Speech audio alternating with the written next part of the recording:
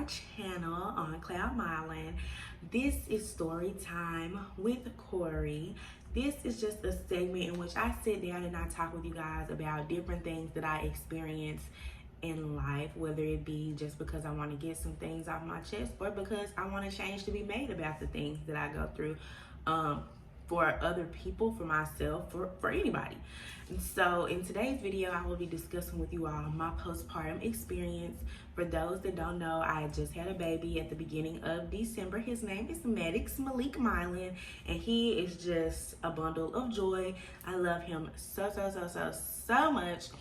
Also, for those that don't know, I also have a 1-year-old daughter. Her name is Marli Milans, and she is also the joy of my heart. I love my children so much. Being a mother means the world to me.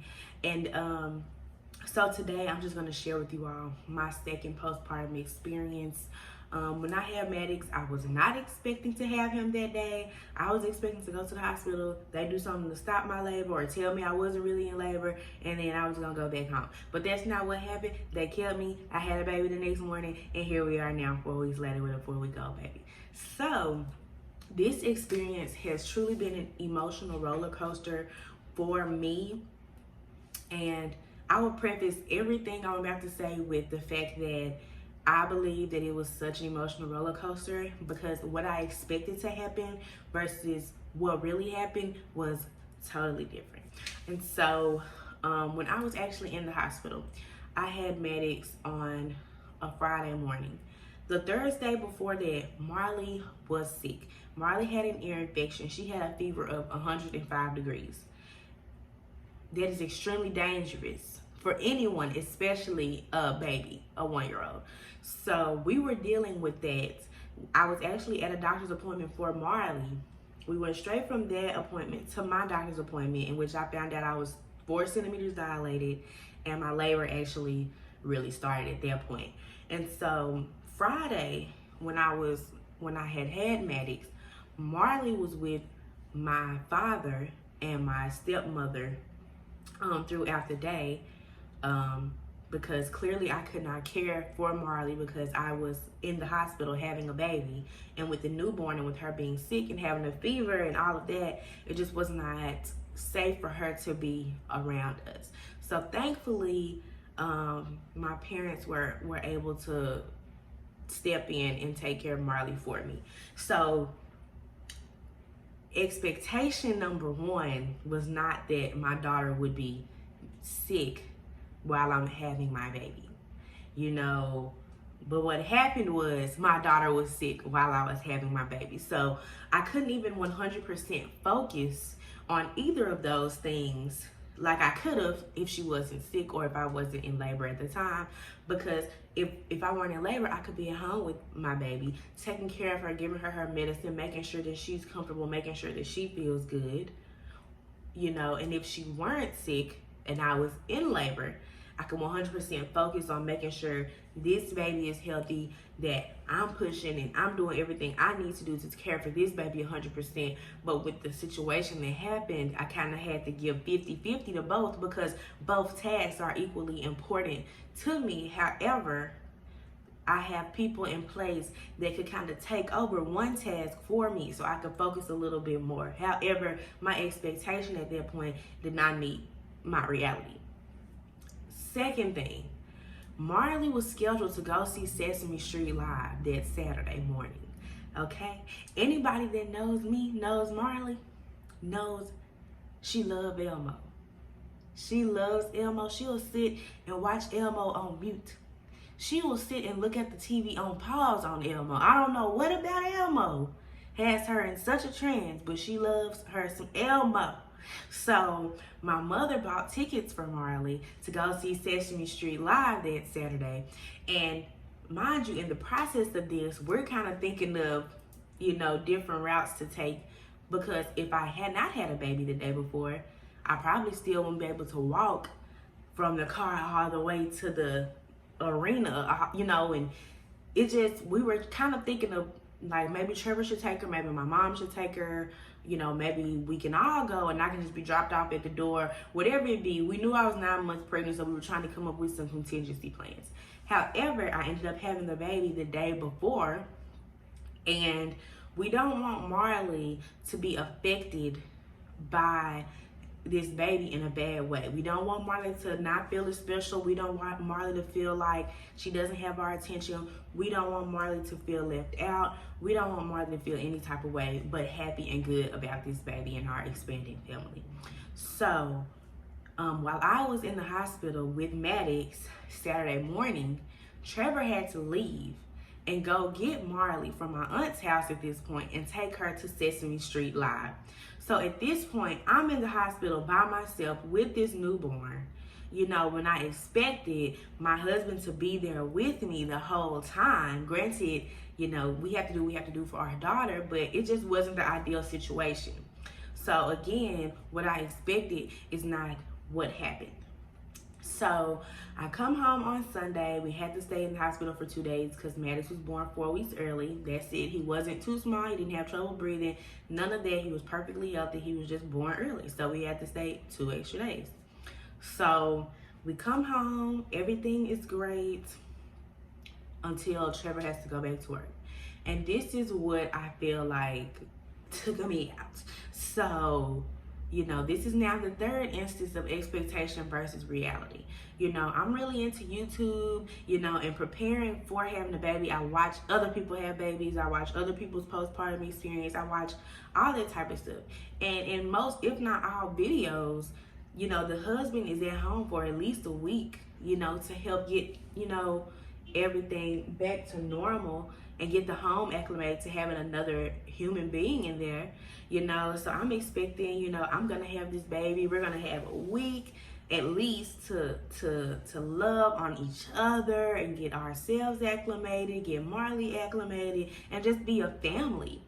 And that didn't happen because Trevor had to go back to work because he started working his job at a point where now, you know, he hadn't accumulated a paternity leave. He hadn't been working at his job long enough to get paternity leave. So the only way he was able to stay at home would be if he used his sick days or his choice time. And so he had to go back to work because I can't work and I can't get paid for my maternity leave because I did not start working in my job long enough ago to get paid for my maternity leave. I just have the time off. I just can't get paid for that time off. So he definitely has to work. We're all on the same page with that. He gotta work, okay? However, my mind, my emotions were telling me I need him at home with me all day, every week, you know? And of course that's unrealistic and that can't happen, but you know, I expected something different and I experienced what I experienced. So it's just like, at this point, nothing that I expected in regards to having this baby has happened how I thought it was gonna happen. And you know, that just could be a testament to you really can't plan for everything. It's all what God has in his will for you and what God wants you to do and how God moves in your life. But this ain't a sermon, so I digress. However, you know, I was just completely taken aback and I experienced a very rude awakening when nothing I expected happened. And so it caused me to be very, very, very sad. I don't like to say that I experienced postpartum depression because I just feel like there's such a strong phrase, you know, but I also don't want to discount how I was feeling just because I feel like other people have it worse. So I'm just gonna go with I was just very, very sad. However, what really was happening was a form of postpartum depression. So I was going through this period of extreme sadness. Like I would just cry and cry. Like Trevor could be here and I would cry still because I couldn't enjoy the time that we had together because I was so concerned that he would have to leave again. Whether it be in the morning or whether it be in the next couple of hours, I would be so overwhelmed with sadness at the fact that he couldn't stay with me here forever. And so it's kind of hard to explain that to people because, you know, that's clearly silly because he has to work and make money for our family and provide for us, especially since I'm not working, you know. But that's just how I felt. And honestly, I feel like nobody, zero people understood how I felt. And it's hard to explain that to people because most people thought that I felt a certain way because I was here with 2 kids and I couldn't control it. And that wasn't the situation. Marley's not bad. Marley's situation in her room and in the house is set up where she could really do whatever and be safe and be content and be occupied. So I didn't have trouble, you know, handling 2 children, 2 babies under 2, you know. But if there were something that I did struggle with having 2 babies, it was balancing my attention between them, because Maddox needs 100% of my attention because he can do nothing for himself. But I don't want Marli to feel as if Maddox has 100% of my attention and she has none.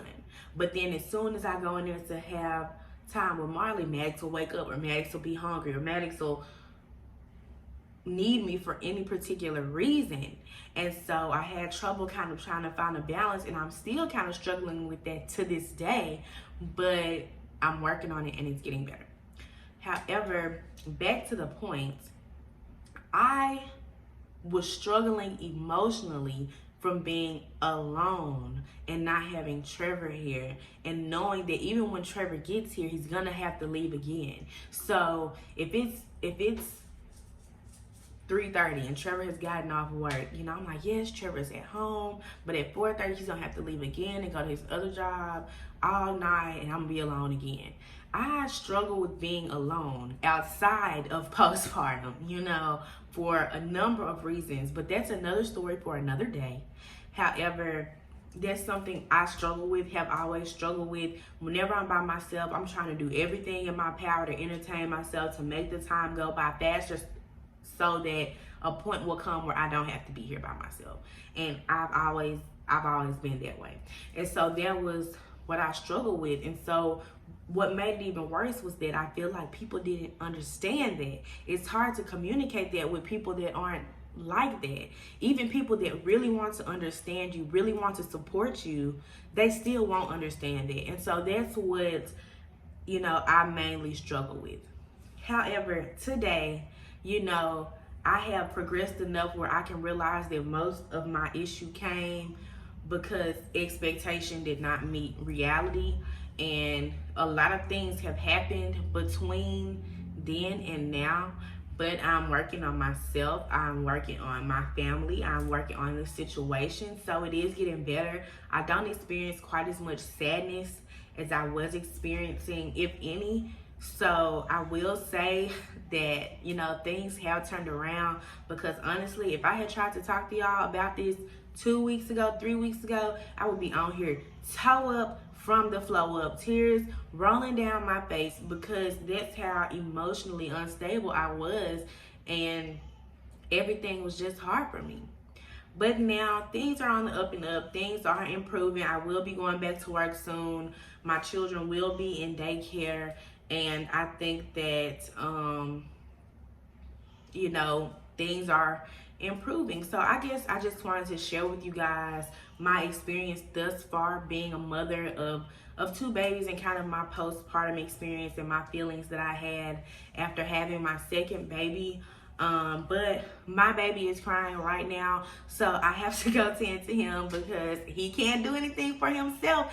So thank you guys so much. If you guys made it to the end of this video, I greatly appreciate you. If you enjoyed your time watching this video, please hit the thumbs up and give this video a like. Please comment down below your postpartum experience, any advice you have for mothers suffering from postpartum, any advice you have for me personally. anything. Have a conversation with me in the comments. I will comment back.